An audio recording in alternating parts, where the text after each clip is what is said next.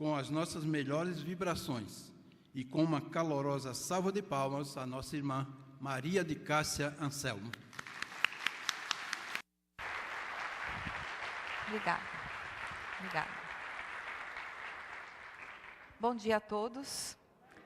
Que Jesus nos envolva para que esta nossa conversa possa trazer aos nossos corações subsídios que nos auxiliem no nosso crescimento, na superação das nossas dificuldades. Elaborando então a nossa pesquisa para falar sobre os desafios da família, os desafios atuais, quando nós pensamos nessa palestra, esse tema nos veio à mente. Mas algo interessante, e eu coloquei aqui para vocês uma foto de uma família antiga. Porque quando nós começamos a pesquisar a problemática da família hoje, no cenário cultural, social, nós entendemos que os desafios, na realidade, têm a mesma base.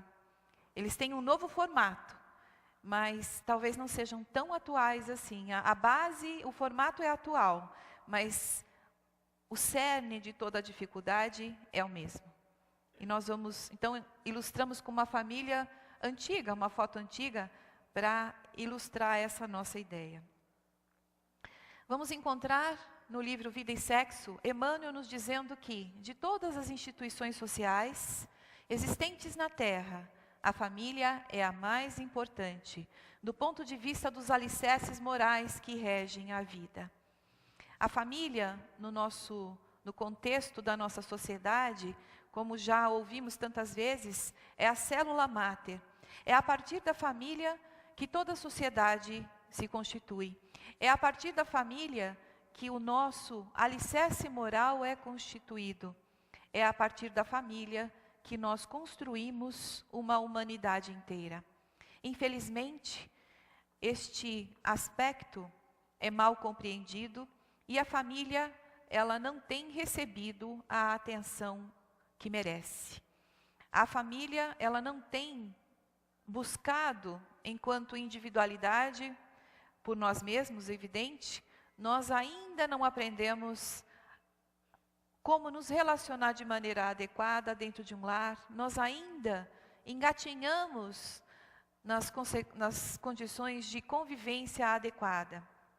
E Emmanuel, de maneira muito apropriada, vem nos dizer, nos chamar a atenção em várias obras, não só ele, mas André Luiz, o próprio Kardec, os espíritos benfeitores e amigos, nos chamam a atenção sobre a importância da família, porque é na família que tudo começa. Joana de Ângeles, de maneira também muito rica, no livro Adolescência e Vida, no capítulo 4, vai nos dizer que a família é o laboratório moral para as experiências da evolução, que caldeia os sentimentos e trabalha as emoções, proporcionando oportunidade de equilíbrio, desde que o amor seja aceito como grande equacionador dos desafios e das dificuldades. E aqui Joana de Ângeles, mentora do nosso querido Divaldo, nos chama a atenção sobre o que acontece dentro do lar. O que nós vivenciamos enquanto família, dentro de 4 paredes ou mais, num ambiente mais extenso com todos os nossos familiares. Ela nos diz que, na realidade, nós vivenciamos experiências, é um laboratório de construção moral. É a partir da convivência que nós aparamos arestas, é a partir da convivência que nós vamos trabalhando os nossos sentimentos. É a partir da família que nós realmente crescemos enquanto indivíduos. O Livro dos Espíritos, na questão 775, nos diz que se nós não tivéssemos a família, ou se nós afrouxarmos os laços que ligam a família, nós teríamos um agravamento do egoísmo. E por quê? Porque é em família que nós aprendemos a viver em sociedade. É a partir da nossa família que nós desenvolvemos elementos comportamentais que vão favorecer a nossa vida em sociedade. E ontem nós tivemos uma palestra aqui que falava sobre boas maneiras. e nós nos lembramos de fatos muito interessantes. Parece que não, mas é dentro da família que nós aprendemos coisas que levamos para a nossa vida toda. Eu não sei se vocês se lembram, mas dentro da educação do nosso lar, nós adquirimos conceitos que até hoje nós mantemos como verdade. Sim ou não? Coisas que os nossos pais, os nossos tios, os nossos avós nos ensinaram e que nos trouxeram condições para enfrentarmos a vida. Noções de dignidade, noções de respeito, noções de honestidade, noções de amizade, de amor. E tudo isso formou o nosso caráter. Tudo isso nos ajudou para que nós tivéssemos uma nova oportunidade. E nós tivemos então, lembramos de coisas corriqueiras dentro do nosso lar. Por exemplo, ontem falando das boas maneiras, nós nos lembramos que os nossos pais nos educavam com, às vezes, orientações rígidas, mas que hoje nós entendemos que tinham um fundamento adequado. Nós nos lembramos, por exemplo, que os nossos pais nos orientavam que quando fôssemos visitar alguém, que em hipótese nenhuma nós deveríamos aceitar alguma coisa para comer na casa de uma visita. E eu nunca entendi aquilo. Por que eu não posso comer nada? Quando muito um copo d'água. Água tudo bem, mas que nós deveríamos recusar naquele instante aquilo que nos ofereciam. E eu achava isso uma coisa até exagerada. Mas hoje, me recordando da minha infância, eu me via visitando, nós tivemos uma infância dificultosa, uma situação financeira frágil. Nós, como família, não tínhamos muitos recursos e visitávamos os nossos parentes, os nossos amigos, os vizinhos, eles tinham a mesma situação. Então, na inteligência dos nossos pais, hoje eu entendia que eles nos pediam para não aceitar nada, porque sabiam que aquilo que os nossos amigos e vizinhos nos dariam, faria falta depois para a alimentação de toda uma família. Nós nos lembramos do nosso pai nos dizendo que, na condição humana, tudo poderíamos perder, menos o nosso nome, menos a nossa identidade. Porque nós poderíamos perder tudo na vida, mas se nós fôssemos pessoas íntegras, pessoas que merecessem o respeito da sociedade, que mantivéssemos uma noção de amizade, uma missão, uma ideia ou uma condição de laços, nós nunca estaríamos sozinhos. Então, dentro daquele entendimento simples dos nossos pais, nós recebemos muito a condição de como nos comportar adequadamente na sociedade, de como nos comportar adequadamente dentro de todos os lugares. Então, tudo isso, para todos nós aqui, tenho certeza que muitos lembraram de várias coisas, de várias situações. Estou citando apenas algumas, porque não podemos nos demorar demais. Mas, com certeza, a nossa família tem um peso extremamente importante na nossa vida. Mas, quando nós não entendemos que é a convivência que vai aparando as arestas, quando nós temos atitudes egoístas, nós muitas vezes nos afastamos do convívio familiar. Nós vamos tratar isso mais para frente. E é a família que possibilita o recurso divino da reencarnação.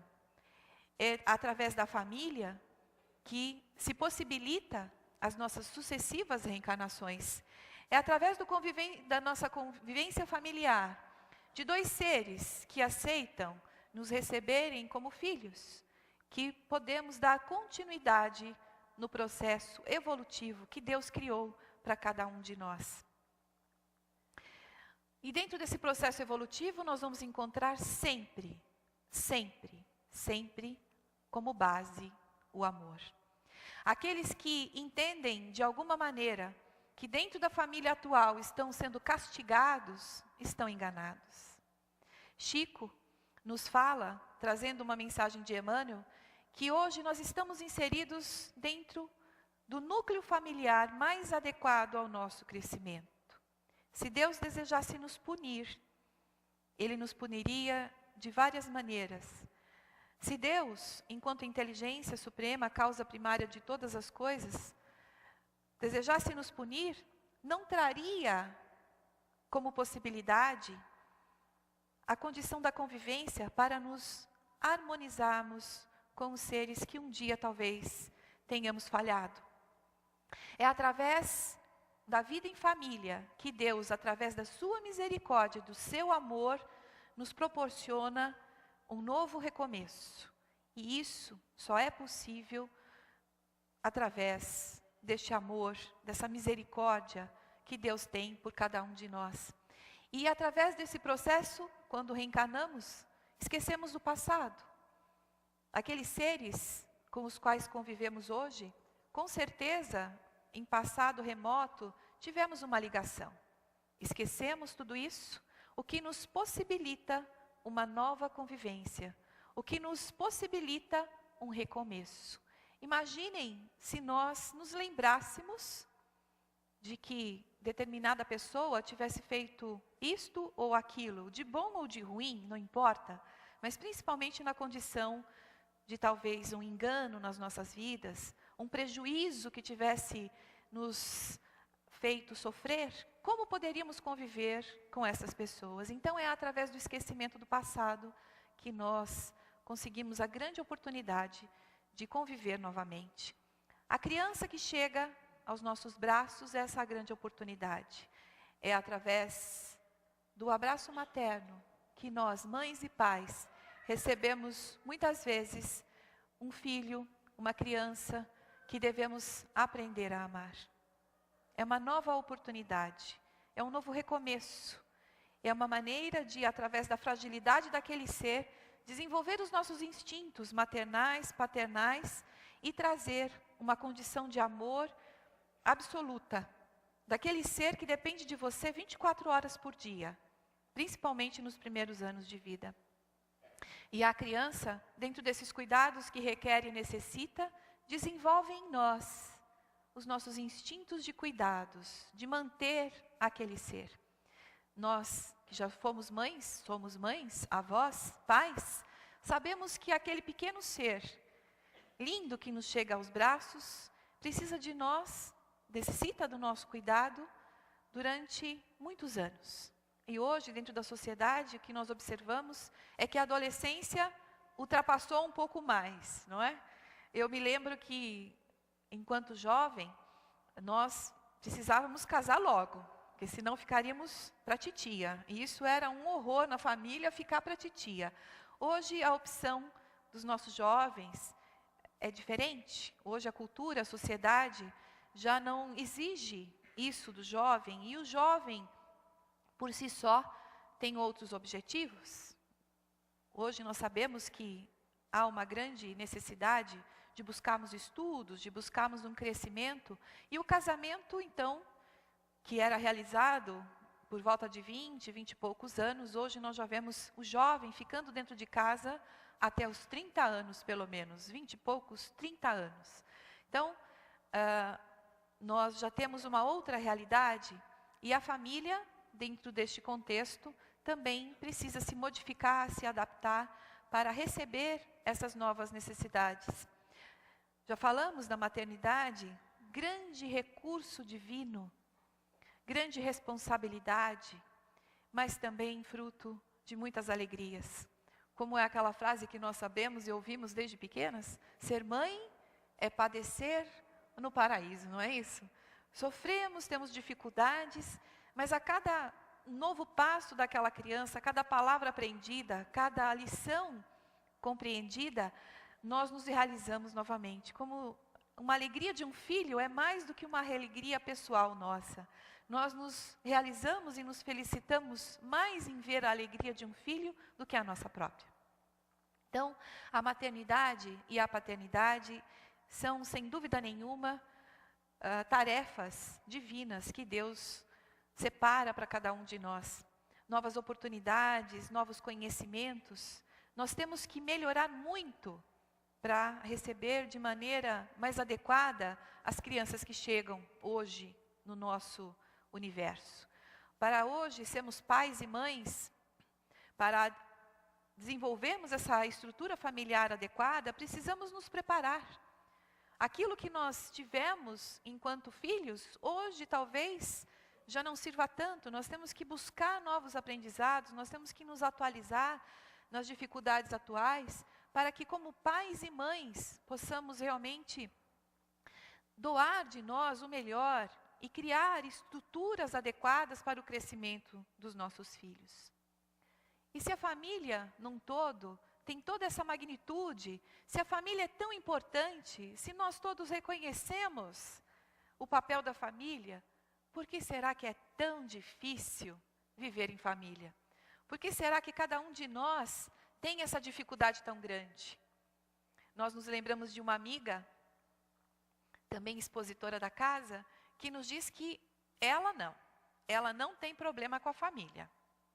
Ela não tem mais nenhuma dificuldade, porque todos já desencarnaram. Ela está sozinha no mundo, então ela realmente não tem problema com a família. Aí ela fala, bom, não sei do lado de lá, não é? Mas aqui hoje eu não tenho mais problema. Enquanto nós não chegamos a este patamar, não é? Nós precisamos buscar o entendimento do porquê é tão difícil. Claro que a maioria de nós já estudou, mas temos aqui na plateia também pessoas que talvez não sejam espíritas, que estejam vindo para a casa pela primeira vez, então sempre algumas informações são necessárias, não é? Dentro da família, sem dúvida nenhuma, como nos diz no Evangelho segundo o Espiritismo, encontraremos os nossos afetos. Aqueles seres com os quais temos grande afinidade, que já convivemos em outras reencarnações, que já construímos um relacionamento adequado. Às vezes a gente olha para uma família harmoniosa, harmonizada, e com uma certa inveja, nós dizemos o seguinte, nossa, que sorte você tem, não é?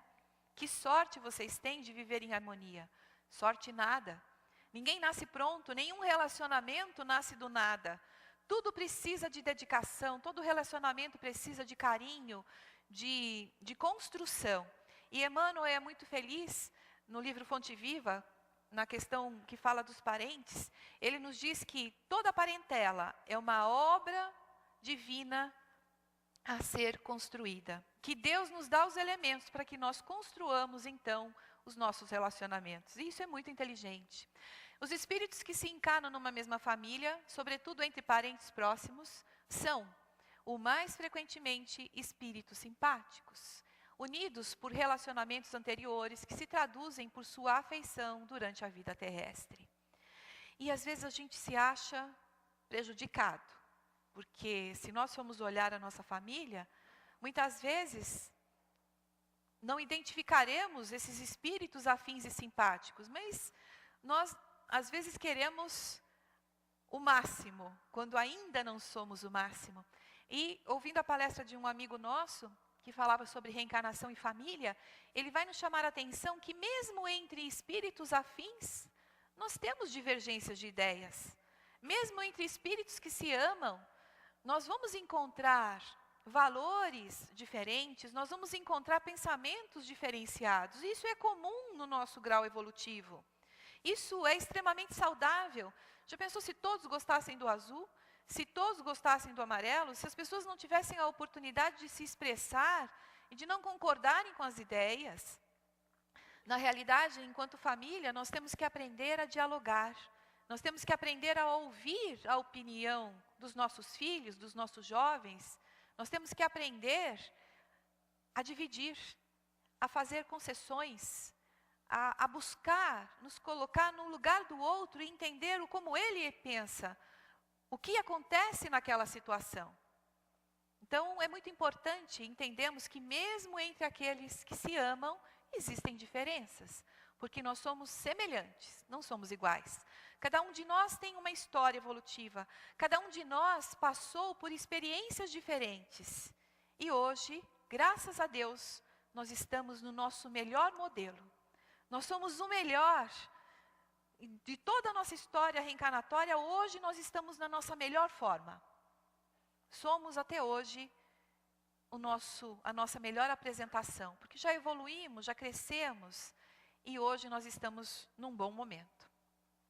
Conviveremos também com os desafetos, com aqueles que não são iguais a nós, mas que têm diferenças brutais. E este, sem dúvida nenhuma, é um grande desafio.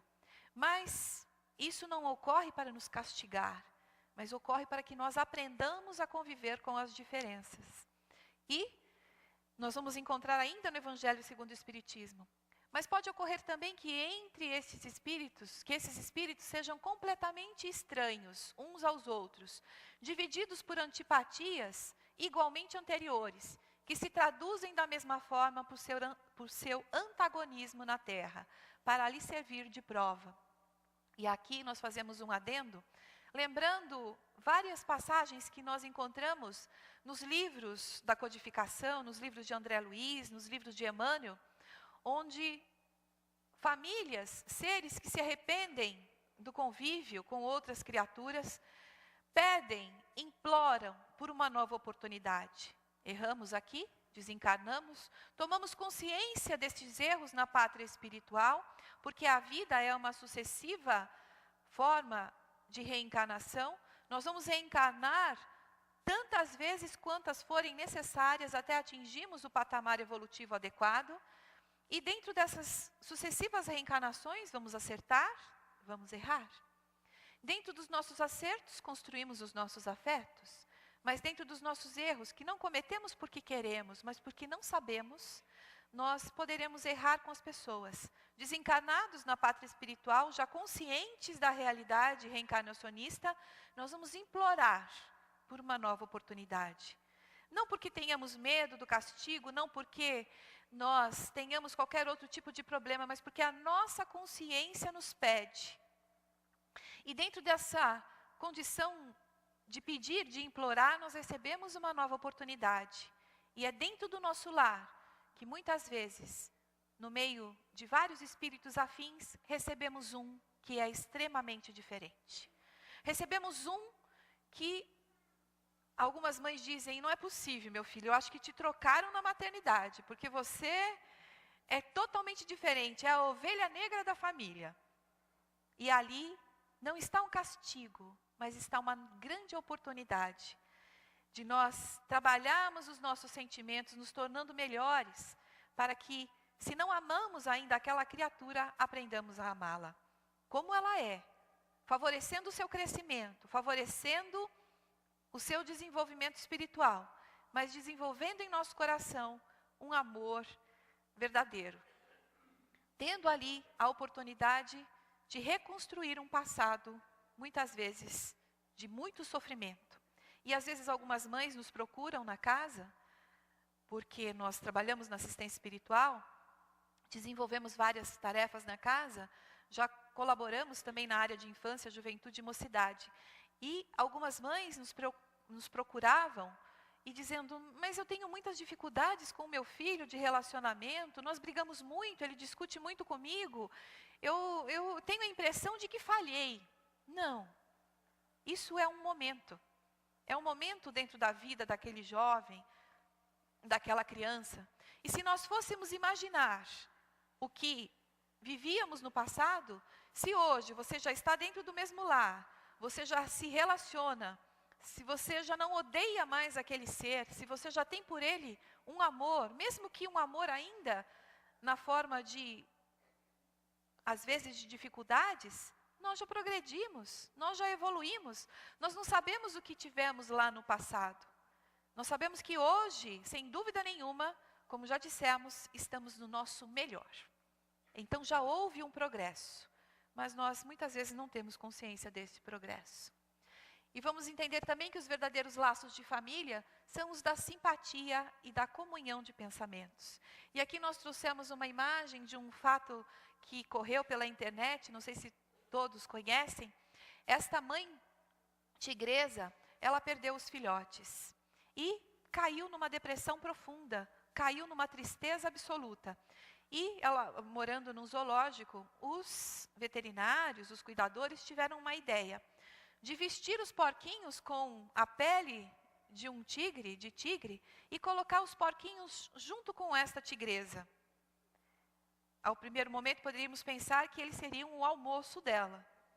Mas, devido à sua necessidade de afeto, devido ao grande instinto já maternal que evolui em todas as criaturas, ela acolheu os filhotes como sendo seus. tão diferentes, mas acolhidos pelo amor. Se isso acontece no reino animal, como não poderíamos ter a mesma realidade no reino hominal?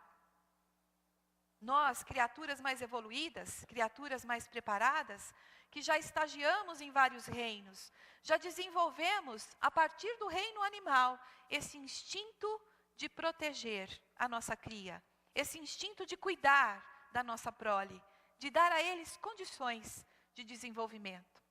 Então, aquilo que vai realmente formar o verdadeiro laço de família não é o da consanguinidade. Não precisamos nascer com o mesmo sangue para nos sentirmos amigos, para nos sentirmos familiares, para nos sentirmos extremamente ligados e amigos. Quantos amigos nós possuímos que às vezes gostamos mais do que os nossos próprios irmãos? Quantas pessoas alheias à nossa família consanguínea têm um papel de destaque na nossa vida? Gostamos de determinadas pessoas como se fossem nossos pais, nossas mães, nossos irmãos, nossos filhos, nossos netos. Então, aquilo que realmente nos une, no final das contas, não é a materialidade. Temos nascido da mesma árvore genealógica? Não. Mas sim dos laços afetivos que desenvolvemos através das nossas reencarnações. Porque através dessas reencarnações sucessivas, também aumentamos os laços de amizade. Vamos conquistando novos seres que estarão ligados a nós. As dificuldades que encontramos para esta convivência adequada, para desenvolvermos realmente esses laços de família. Em primeiro lugar, o desconhecimento das leis divinas. As pessoas que erram, não erram porque querem, mas porque desconhecem o processo da infinita bondade do Pai. Desconhecem ainda as leis que regem a nossa vida. Não existe uma lei que rege a vida da Cássia, outra lei que rege a vida do Rodrigo, outra lei que rege a vida da Solange, não. A lei é a mesma para todos. Nós todos, enquanto humanidade universal, não somente do planeta Terra, mas de todos os orbes que constituem o universo que habitamos e que mal conhecemos, a lei é a mesma para todas. E tem no seu fundamento o amor. Então, o desconhecimento disso, ainda em nosso estágio evolutivo, nos remete ao egoísmo. Nós não pensamos enquanto coletividade, mas enquanto individualidade. E a manutenção desse egoísmo dificulta a vida em família. É evidente, porque se eu penso somente em mim, como eu vou identificar a necessidade daqueles que convivem comigo?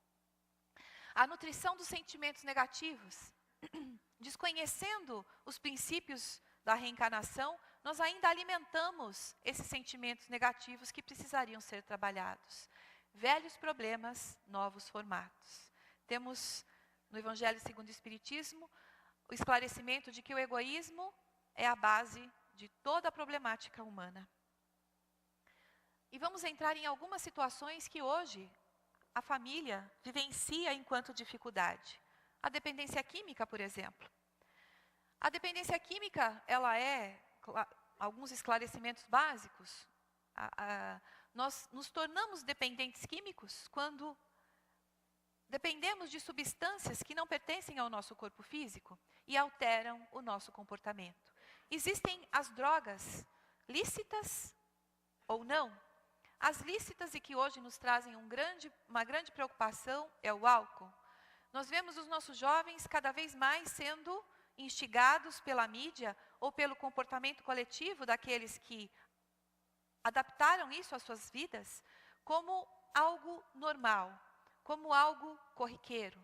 Mas vamos nos lembrar que tudo aquilo que nós fazemos de forma abusiva prejudica a nossa saúde, prejudica a nossa vida em sociedade. O álcool, por exemplo, vamos falar da mais simples, porque com certeza das outras nós já temos um grande conhecimento. A Organização Mundial da Saúde vai nos dizer que o uso do álcool é doença. O álcool hoje já se transformou num grande elemento de incapacitação do indivíduo frente ao mercado de trabalho.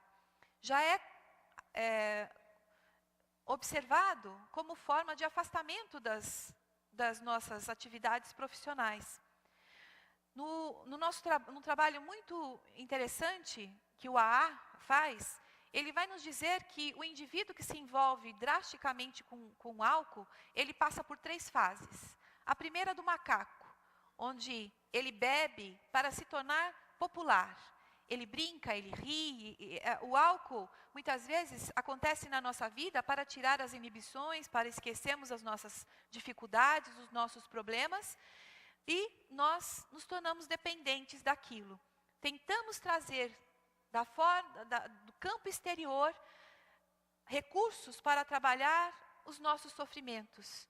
E, numa condição inversa, agravamos as nossas dificuldades porque nos enganamos, achando que isso nos trará alguma facilidade. A segunda fase do álcool é a fase do leão. É quando nós nos tornamos agressivos, quando nós nos tornamos criaturas intolerantes com os outros, porque a droga já atua no nosso cérebro, destruindo neurônios, alterando o nosso comportamento social, alterando as nossas reações. A droga do álcool é uma droga depressora. Se no primeiro momento ela te traz uma euforia, no segundo estágio ela vai nos deprimir, ela vai nos tirar a condição de reação frente às nossas dificuldades. E a terceira fase, para aqueles que levam ainda de forma mais abusiva o álcool, é a mais triste de todas, é a fase do porco. É quando a criatura se entregou à bebida, é quando a criatura está na sarjeta, não toma banho, não se cuida, ela se entrega a essa viciação. E isso é uma droga lícita. Isso é promovido pela mídia como sendo algo totalmente natural e normal. Outro dado importante de reconhecermos é que o álcool hoje já está no mesmo nível de consumo que o crack. Nos nossos postos de saúde, nós encontramos jovens buscando auxílio para se livrar do vício, da dependência química do álcool. E muitas vezes, nós, enquanto família, estimulamos o uso do álcool. Pais que chegam em casa, cansados do trabalho, e dizem assim: eu vou tomar uma pequena dose para relaxar. O que nós estamos dizendo para os nossos jovens e para as crianças? Que é através do álcool que ele vai relaxar. É através do álcool que ele vai encontrar uma condição mais favorável a esquecer os seus problemas. Vamos mudar? Se nós temos esse hábito, vamos chegar em casa e vamos dizer assim para os nossos filhos: vamos fazer uma prece, eu preciso relaxar. Com certeza o futuro será mais favorável. Fatores que desencadeiam o uso de toda e qualquer forma de droga. Os desequilíbrios emocionais, os fatores onde nós nos encontramos prejudicados, convívio social, dificuldades financeiras, alegria, tristeza, todos, para cada um que nós conversamos, o que levou a esse desenvolvimento da dependência química tem um peso específico. A família, quando convive com alguém vitimado pela dependência química, também adoece. E nós temos aí os fatores da codependência. Aqueles familiares que convivem com um dependente químico sofrem violentamente. E já existem programas na própria saúde pública e também de ONGs para apoiarem os familiares que passam por esse processo. É necessário o tratamento. E os aspectos espirituais precisam também ser compreendidos. Quando nós nos unimos a entidades que fazem uso dessa substância, eles vão nos incentivar para que continuemos cada vez mais. O comportamento sexual também é um fator de desafio hoje, pela vulgaridade com que é tratado. O amor, como diz Emmanuel, deve ser livre, mas o sexo não. Hoje nós vemos uma grande facilidade dos relacionamentos sexuais, trazendo consequências extremamente danosas para a nossa sociedade. A responsabilidade não é observada. Muitas vezes os jovens, com este ficar, ou com esta falta de compromisso com o outro, não é compromisso enquanto relacionamento de namoro, de noivado. Eu não quero namorar, eu não quero noivar. Mas é responsabilidade que traz, a noção de responsabilidade que falta em qualquer tipo de relacionamento que nós tenhamos. O jovem precisa ser preparado para isso. E é a família que vai trazer essas informações. Muitas vezes deixamos para a escola a informação sobre a sexualidade por nos sentirmos desconfortáveis. Nós trabalhamos aqui também no A4 um atendimento à família, uma assistência que trata a família. E nós temos um tema que é o comportamento sexual. Quando nós falamos sobre isso, aqui em cima, eu observo as pessoas embaixo. A gente começa a falar sobre o comportamento sexual e todo mundo se vira, olha para o lado. Nós ainda nos sentimos desconfortáveis para falar de sexo. Mas o sexo faz parte da nossa vida. Sem o sexo, nós não estaríamos aqui. Nós precisamos tirar essas barreiras, esses tabus, e levar a informação adequada para as nossas crianças, para os nossos filhos. Se deixarmos para que os amigos, para que a escola faça, isso pode vir de uma maneira equivocada. Quando não observamos adequadamente o nosso comportamento sexual, vamos ver uma grande disseminação das doenças sexualmente transmissíveis, as condições de uma gravidez precoce não desejada, que com certeza, em toda a família nós vamos observar, é difícil uma família que não tenha uma jovem que tenha engravidado muito precocemente. E essa condição de aborto muitas vezes é levantada para que o jovem não se prejudique no seu crescimento econômico, profissional, familiar. Muitas famílias pensam na condição do aborto para se eliminar o problema.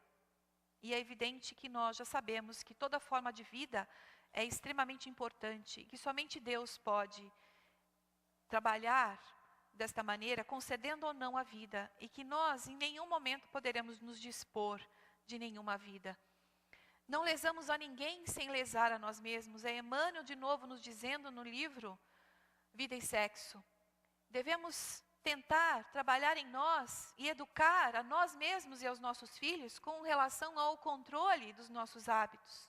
Porque a educação se faz, segundo Kardec, através dos hábitos adquiridos. São hábitos que nós vamos colocando na nossa vida, acreditando como corretos. Mas aquilo é correto, mas aquilo é correto, e aquilo passa a ser verdade. Sempre que uma atitude estiver alicerçada no egoísmo, nós estamos errando. Sempre.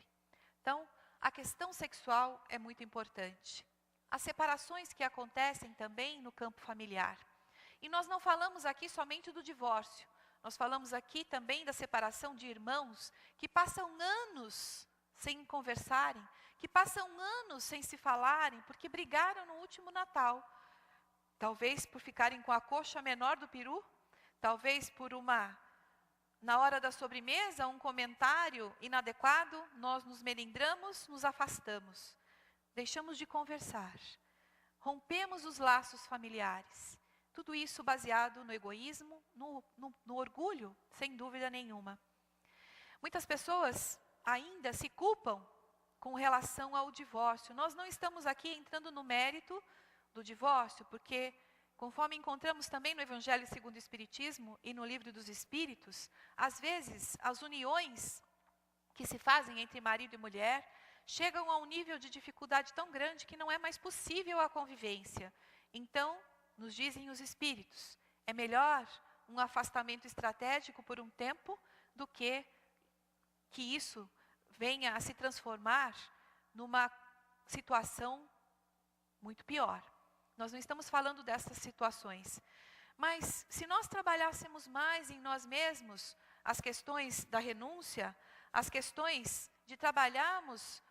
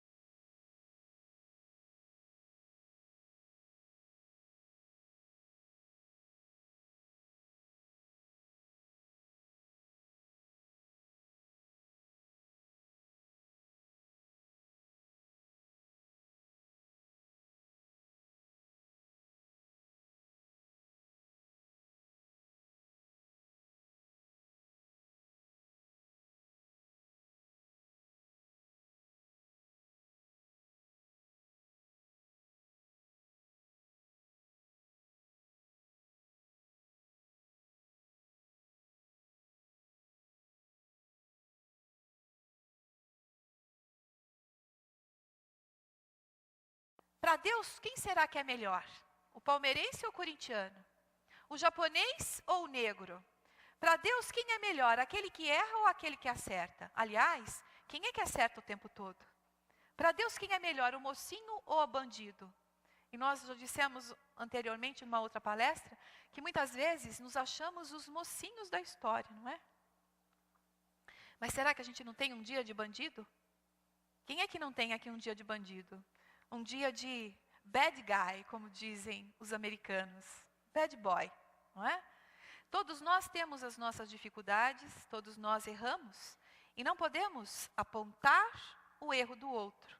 Nós não devemos olhar, temos esse hábito infeliz. Nós apontamos o erro do outro, não elogiamos os acertos.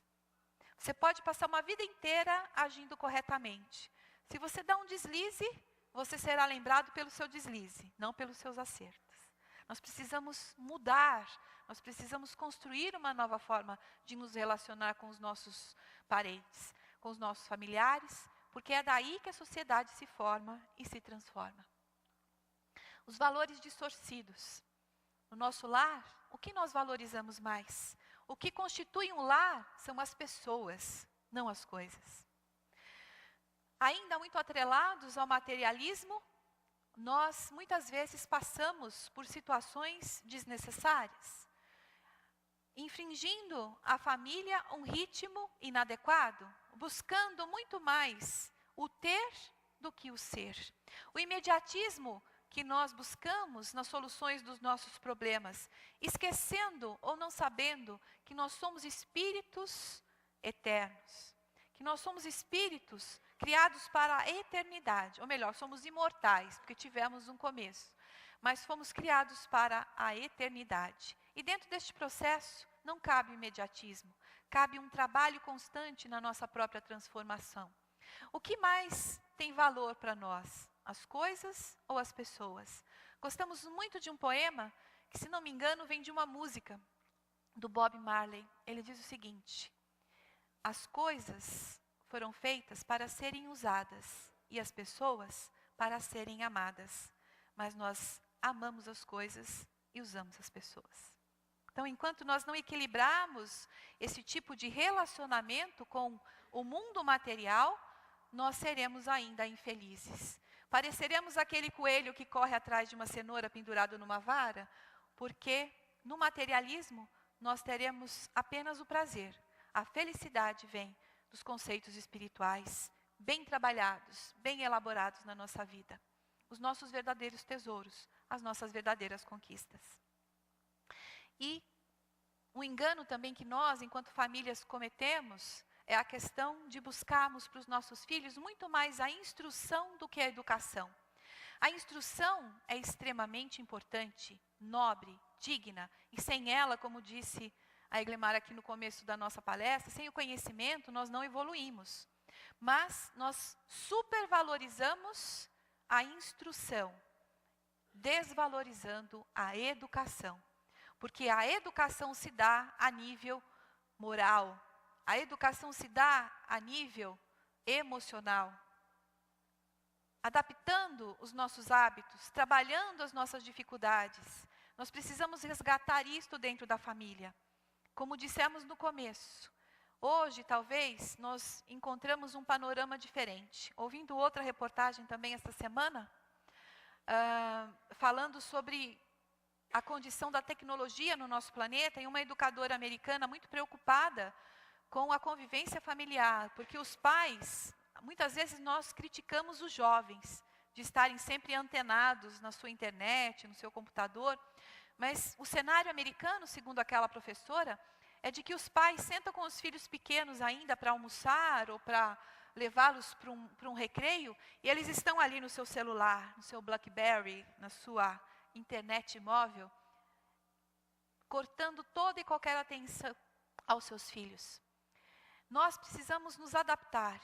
As crianças e jovens, como disse um outro profissional, eles são nativos virtuais, ou seja, as crianças e jovens de hoje já nasceram com o aprendizado da internet, com o aprendizado da tecnologia. Nós um pouco mais velhos, somos imigrantes virtuais. Nós estamos chegando a essa pátria virtual, muitos ainda buscando talvez aprender a mexer num computador, para que nós aprendamos também aquilo que precisamos saber, o que o nosso jovem, o que a nossa criança busca dentro da internet. Vejam como nós não podemos parar de estudar. Às vezes a gente diz, isso daí não é para mim, isso é coisa do demônio. Eu mexo nessa internet e perco tudo, não consigo me adaptar. Não. Nós temos que promover o crescimento, entendendo naquilo que o jovem mexe, a maneira como ele lida com aquilo, porque nós precisamos também orientá-lo no tocante até mesmo à tecnologia. Vejam quantos desafios. Presenciando também, assistindo um programa a semana retrasada, de um programa que faz muito sucesso na TV americana e chegou ao Brasil também, acho que todos vocês sabem, aquela babá que dá dicas de como nós cuidamos dos nossos filhos, menores, maiores. Ela já escreveu até 5 livros. Tamanha dificuldade que hoje nós encontramos em lidar com os desafios tão pequenos, de 2, 3, 4, 5, 6 anos e por aí adiante. Filhos, talvez, de uma sociedade autoritária, onde os nossos pais, que também foram criados assim, não cabendo aqui nenhuma crítica, mas era a maneira como eles entendiam que seria correta a nossa criação e educação, fomos vítimas, muitas vezes, até mesmo da violência física, da violência psicológica, crescendo num patamar de extrema prisão, de extrema poda em todas as situações. Quando crescemos, quisemos outra forma de educar os nossos filhos, mas abrimos demais as oportunidades, tiramos os limites, tiramos aquele certo, não digo controle, mas a educação e o papel do pai e de uma mãe na educação dos seus filhos. Abrimos demais, e hoje o que nós presenciamos muitas vezes é que uma criança de 3 anos manda numa casa inteira. Pais que não sabem, que não conseguem reprimir. Para tudo isso, nós precisamos estudar, nós precisamos buscar ajuda, mas a família não pode se prejudicar com isso. Não nos esqueçamos jamais, trazendo a mesma frase de um livro que nós gostamos muito, de um psiquiatra. Ele não é espírita, ou pelo menos ele não entendeu ainda que é. Mas ele diz o seguinte, que quem ama, educa. A educação não está desatrelada do amor. Muito pelo contrário. É muito mais fácil não educar. Dá trabalho educar. Fazer uma criança aprender a arrumar a cama, dá trabalho. Você vai ter que ficar do lado dela muitas vezes, vendo ela fazer tudo errado. Mas um dia ela vai aprender. Nós temos que dar oportunidades de crescimento para os nossos filhos. Acostumamos errado e hoje nos culpamos. Ou hoje criticamos aquilo que nós mesmos construímos. Mas, na base do diálogo, do entendimento e do amor, nós podemos sempre consertar. E uma frase muito interessante que eu achei num site também, pesquisando para a nossa palestra, foi uma frase muito interessante. Aquilo que você fala tão alto, que eu não consigo ouvir o que você está dizendo. Educamos os nossos filhos dizendo, não beba, não fuma, não grite, não roube, não jogue o lixo pela janela do ônibus, cuide da natureza, cuide dos idosos. Mas se você mesmo não faz isso, como é que ele vai fazer? Se você é o exemplo maior para ele. Se nós, enquanto famílias, avós, pais, tios, primos, somos o exemplo que essa criança vai seguir, Divaldo nos diz, numa entrevista, ele teve num seminário agora em Belo Horizonte, se não me engano, em julho ou agosto, e questionado sobre como transformar a humanidade, ele diz que essa transformação precisa começar das crianças. É a criança bem educada, é a criança bem orientada que vai fazer a transformação de todo o nosso planeta e de todo o nosso universo. A presença mais efetiva dos pais dentro de casa. Assumimos a responsabilidade da educação dos nossos filhos. Não é deixar solto para ver no que dá, porque geralmente o que dá não nos agrada. É termos uma presença amorosa, firme, talvez disciplinadora, mas necessária. Quando uma criança está doente, você não pergunta para ela, você quer tomar o remedinho, filha? Você faz ela tomar, mas porque você a ama. Quando o jovem e a criança entenderem que nós amamos, e é por isso que nós buscamos colocar estes limites e trazer essa educação para suas vidas, um dia com certeza eles entenderão. E nós somos cobrados, porque na base do exemplo, chegamos à casa espírita, e muitas vezes ensinamos os nossos filhos muitas coisas. Eu nunca me esqueço, o meu filho mais novo, há muitos anos atrás, ele me pediu, mãe, eu quero um tênis tal. Eu preciso daquele tênis. Eu ia ficar tão feliz com aquele tênis. Eu falei, filho, que isso? Que ideia mais materialista. Você não precisa daquele tênis tão caro. Vamos comprar um mais barato. Pese melhor os seus valores. O que traz alegria, blá, blá, blá, blá, blá, blá, blá, blá, blá. Um mês depois, você sabe que quando nós mulheres, não sei se os meninos sabem, mas quando nós mulheres ficamos deprimidas ou com algum problema, às vezes a gente vai no shopping e quer comprar um sapato, não é? E eu fui com meu filho menor no shopping. Falei, nossa, eu vou comprar aquele sapato assim, E ele falou, mãe, que valor mais materialista é esse? Você devia buscar outros valores. Então, vejam como nós temos que nos policiar, como nós precisamos realmente levar na base do nosso exemplo aquilo que nós realizamos. Nós temos que nos vigiar. Em base de relacionamento, outra coisa que pesa muito é o apego. Eu gosto muito de um poema do Mário Quintana, que ele vai falar de laço e nó. E ele diz o seguinte, então o amor e a amizade são isso. Não prendem, não escravizam, não apertam, não sufocam. Porque enquanto vira nó, já deixou de ser laço. E a gente sabe que laço une, enfeita, um pacote, uma vida, um relacionamento. Mas se você vira um nó que não desata de jeito nenhum na vida de alguém que você ama, você não está sendo realmente afetuoso, você não está amando, você está aprisionando, você está escravizando. Então, tentemos desenvolver essas condições na nossa vida de sermos laços e não nós. Nos desapegando, deixando que a criança realmente cresça, que o jovem cresça, que ele tenha as suas oportunidades. E Jesus nos fala na prece, como também disse Altamirando, aqui no começo da nossa palestra, sobre a condição do Pai Nosso. Jesus nasceu de uma família, assim como nós. Jesus teve problemas na sua família, assim como nós. Mas ele soube trabalhar. Ele nasceu numa família justamente já para nos dar os exemplos necessários para o nosso crescimento espiritual. Enquanto ele nos fala sobre o Pai Nosso, nos fala sobre outra realidade de família. Não aquela de 4 paredes, mas da família universal. Daquela família que nós precisamos ter em mente quando tratamos, por exemplo, do meio ambiente, quando nos vem à mente as reflexões necessárias sobre como os nossos irmãos convivem, aqueles que têm uma condição menos favorável que a nossa. Nós somos irmãos, nós somos família, nós temos que velar também por aqueles que são menos abastados emocionalmente, materialmente, não importa. Enquanto irmãos, nós precisamos nos cuidar, nós precisamos de estender os nossos braços para aqueles que necessitam. É isso que faz uma família. Se nós encarnássemos no mundo sem nenhum cuidado, sem a condição do cuidado físico necessário, nós não sobreviveríamos. E se não tivéssemos afeto, de qualquer maneira que fosse, nós também não sobreviveríamos. Porque o ser humano é um ser social. Na lei de sociedade, nós vamos encontrar os espíritos nos dizendo que fomos criados para viver em sociedade. E a primeira delas é a família. Nos preparando para um convívio maior, depois da sociedade mais próxima, e num nível superior, muito ali na frente, de uma família universal.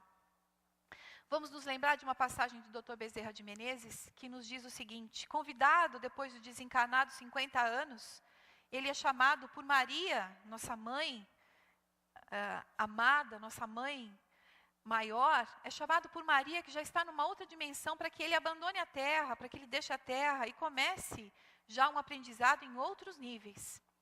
E ele então pede a Maria, por intermédio de Celina, para ficar. Porque ele amava tanto a todos nós, que ele não poderia ser feliz enquanto um de nós sofresse. Esse é o verdadeiro amor. É o verdadeiro amor de um pai, de um irmão mais velho. E é este o nosso aprendizado. Nós não podemos ser felizes enquanto alguém da nossa família sofre. Nós não podemos ser felizes enquanto não houver realmente estabelecida sobre a terra a questão do Evangelho de Jesus. E algo muito importante na nossa convivência familiar é o Evangelho no lar. É através do Evangelho no lar que nós vamos encontrar recursos para trabalhar as dificuldades, para trabalhar todos os desafios que essa sociedade nos coloca. Para aqueles que ainda não realizam o Evangelho no lar, no DEPOI, nós temos um plantão que vai poder orientar a todos da melhor maneira de realizar este Evangelho no lar. A casa tem uma preocupação tão grande com a família, que em toda assistência espiritual nós tentamos nos adaptar a todos os instantes para levar o Evangelho de Jesus a essas assistências, a essas famílias, a esses corações aflitos. Porque 99% dos casos que chegam à nossa casa são construídos através do desentendimento afetivo. Todos nós precisamos trabalhar um pouco mais, não no outro, mas em nós mesmos, para que um dia o Evangelho de Jesus possa realmente estar presente nas nossas vidas. Eu agradeço a todos, espero que alguma coisa do que nós dissemos possa ser absorvida e aproveitada por todos. Gostaria de agradecer desde já a Célia, que nos convidou para essa palestra, a toda a equipe da divulgação, que nos acolhe sempre de forma tão fraterna, a Beatriz, que foi minha aluna, gente, como eu estou velha, ela foi minha aluna petititica, e é isso que a gente fala de família, né? Mesmo dentro da casa, nós vamos criando laços, teias de amizades que vão se estendendo. E no futuro a nossa família será realmente imensa. Agradecer a Zumira, nossa amiga de tantos anos, também responsável por muito tempo pelo curso de paz, pela sua presença que veio nos auxiliar. E principalmente a minha família, que me dá o suporte que eu preciso para que outras famílias possam ser atendidas. A todos, o meu muito obrigada.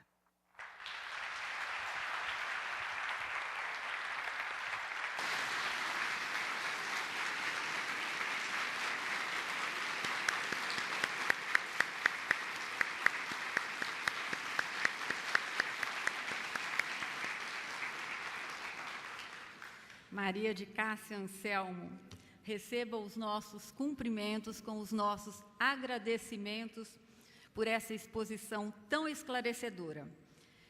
Agradecimentos pela primeira parte da sua apresentação, porque como já foi anunciado pelos nossos companheiros, nós faremos agora um pequeno intervalo de 5 a 10 minutos para que as pessoas que sentirem necessidade possam ir até o toalete e também para que sejam formuladas perguntas para a nossa expositora.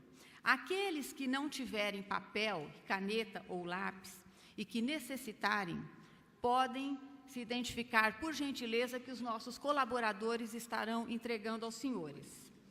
Primeira, como se explica a violência de pais contra os filhos atualmente ou de adultos contra crianças? Bem, o que nós já entendemos é que dentro do mesmo lar, nós vamos, como já dissemos, ter uma nova oportunidade. Nem sempre aqueles que estão com a guarda ou a responsabilidade maior frente às crianças são os mais preparados. Muitas vezes nós temos os filhos num estágio talvez até mais adiantado que os próprios pais. Vamos nos lembrar da história do Chico, que, adotado pela madrasta, sofreu também várias situações de abuso físico, apanhando. Então, nem sempre os seres que estão, eles receberam essa oportunidade. Deus deu essa oportunidade para que eles realmente aprendessem a desenvolver o amor. Às vezes, vão precisar de um pouco mais de tempo. E nós não sabemos o que existe no passado mais remoto ou mais distante. Às vezes as dificuldades enfrentadas por aqueles espíritos são tão grandes que existe muita dificuldade em aceitação, existe muita dificuldade em realmente aprender a conviver. São espíritos que muitas vezes se perseguiram durante reencarnações, espíritos que se combatem há milênios, há séculos, e têm a oportunidade de viverem dentro do mesmo lar, a oportunidade dessa reconquista, desse desenvolver do afeto. Às vezes a gente olha realmente realidades que não gostaríamos de ver, mas aprendemos muito com o Chico, que ele diz que o que hoje nos parece extremamente difícil, já houve um progresso. E ali sempre há a bondade do Pai. Alguma situação benéfica ali foi proporcionada. Então, sempre que possível, é evidente, levar orientação, tentar auxiliar, mas nunca vamos nos desesperançar, porque realmente Deus sabe o que é melhor para cada um de nós. E é somente através da base da educação que nós vamos conseguir trabalhar melhor essas realidades tão doloridas que nós vemos. Às vezes dos próprios pais, ou dos próprios filhos contra os pais. Então isso nós só encontramos explicação realmente na questão da reencarnação, como na nossa ainda falta de maturidade espiritual. Obrigada. Se os filhos de criação têm a ver com reencarnações passadas ou é por amor? Na base da reencarnação não existe uma verdade absoluta. Nós vamos observar, cada caso é um caso. Temos várias famílias que adotaram filhos que hoje são verdadeiros tesouros dentro do lar. E, com certeza, o amor, se não foi num primeiro momento, se tornou depois. O amor como ferramenta básica de toda a estrutura familiar. E, como já dissemos, não é a consanguinidade, mas sim a condição espiritual que realmente une as pessoas. Às vezes uma mãe adota por um amor absoluto várias crianças e consegue criá-las dentro de uma realidade muito bonita. Conhecemos várias histórias. Existem outras passagens que são resgates, que nós realmente precisamos ali aprender a amar. E são várias histórias, vários fatores que nós teríamos que desenvolver até com mais tempo para uma compreensão maior. Mas, repetimos, em todas as situações existe a oportunidade de revertermos aquilo que hoje não é satisfatório. Os espíritos simpatizantes e afins são aqueles que lhes fizemos o bem em outra encarnação? Sim, são aqueles com os quais nós já aprendemos a conviver, com os quais já nos relacionamos e, às vezes, também aqueles que estão no mesmo estágio evolutivo que o nosso. Então, nós temos essa afinidade por uma questão vibratória. O nosso magnetismo, a nossa vibração é semelhante à daquelas pessoas, mas os relacionamentos mais estáveis, mais sólidos, geralmente são aqueles que nós já construímos. Apenas voltamos a nos reencontrar. Obrigada. Como incentivar os jovens a participar no Evangelho no lar? Aqui nós temos um grande problema realmente dentro da casa espírita. O que nós observamos é que, mesmo a criança que vem à casa espírita desde muito cedo, chega uma hora na sua vida que ela é chamada a outras realidades, a outras situações. E, às vezes, faziam o Evangelho conosco desde pequenos e, depois de um certo tempo, não querem mais. Nós não temos como obrigar a ninguém, porque se nós obrigamos, nós, com certeza, tiramos ali a condição da criança querer e aceitar. Mas o que nós observamos é que as sementes que nós jogamos têm um efeito duradouro. Às vezes o jovem, ainda muito idealista, muito passional, em tudo aquilo que os pais dizem ou falam, ou ensinam, não vem uma realidade ainda, porque os chamamentos do mundo são muito mais intensos. Mas quando vem a primeira dor, o primeiro tombo, o primeiro sofrimento, a porta que eles vão bater é a porta de Jesus. porque eles já aprenderam o caminho. Então nós precisamos confiar na educação que nós damos aos nossos filhos. Num primeiro momento pode parecer que jogamos as palavras aos ventos, né? Ao vento, mas por várias experiências que já tivemos, entendemos que o jovem, ele, por um momento, às vezes ele vai, mas ele volta. E isso vai depender do nosso exemplo, isso vai depender da maneira como nós apresentamos Jesus a essas crianças. É evidente que podemos tentar convencer, tentar apresentar a eles Jesus de uma maneira adequada, amorosa, fraterna. E o jovem que realmente é inteligente vai perceber que aquilo é uma sustentação, é um momento onde ele recarrega as baterias, se recupera, consegue ali sustentação para a sua vida. E nós não precisamos ser iguais a todos, nós precisamos ter uma condição de crescimento espiritual. Às vezes o jovem quer copiar os amigos. Ninguém faz, por que eu vou fazer? Isso daí é bobagem, por que eu vou me colocar nisso? Ninguém faz isso. Mas o jovem também precisa ser educado e esclarecido que nós não precisamos copiar a ninguém. Nós temos que dar força para que ele seja ele mesmo e para que ele não tenha vergonha de se dizer crente em Deus, crente em Jesus, porque o jovem que tem isso na sua vida, ele faz escolhas melhores.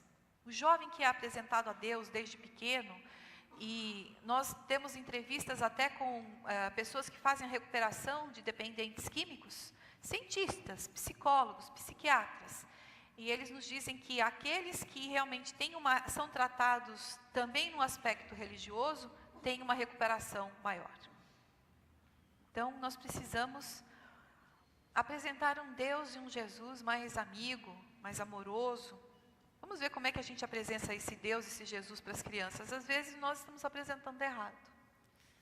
Muito obrigada, viu, Maria de Cássia? Que Deus continue te abençoando e que você possa estar aqui sempre nos trazendo tantos conselhos, né? E tantas coisas boas, né? Um aprendizado muito grande para todos nós. Nós te agradecemos imensamente.